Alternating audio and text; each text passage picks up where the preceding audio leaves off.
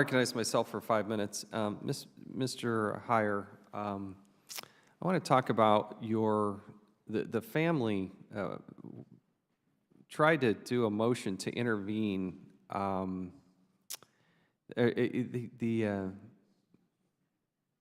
During this prosecution, let me back up. The Terry family tried to get some rights from the Department of Justice. Tell us about that experience.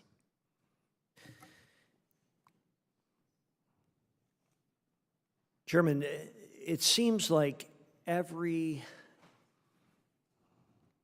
interaction with the Department of Justice became a battle. They fought and continue to fight every request, every attempt that we've made to gather information, to understand the aspects of why DOJ did what they did. It's been a contentious relationship, and that's why I said early on, no American family deserves to be treated like the Terrys were treated by their government, by their Attorney General. Now, everything was a battle and remains contentious to this day. The Department of Justice, in this case, argued that the family was, quote, was not directly or proximately harmed by the illegal purchase of the murdered weapon. The family does not meet the definition of a crime victim, end quote, was the position of the Department of Justice. I hope that the department is learning this lesson, and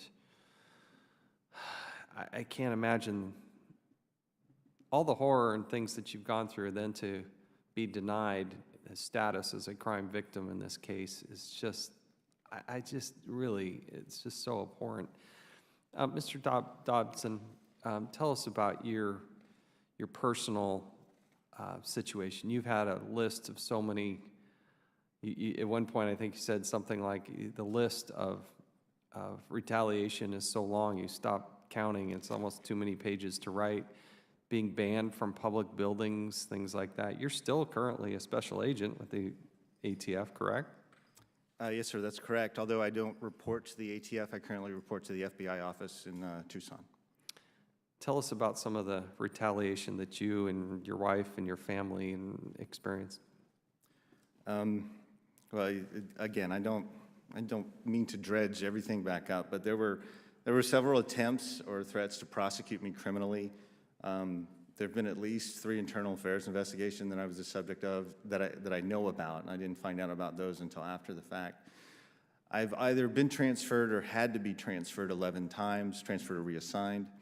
I have been routinely locked out of ATF computer systems, barred from ATF workspaces. I was libeled by the Department of Justice. A hit piece in a major publication was sanctioned on me.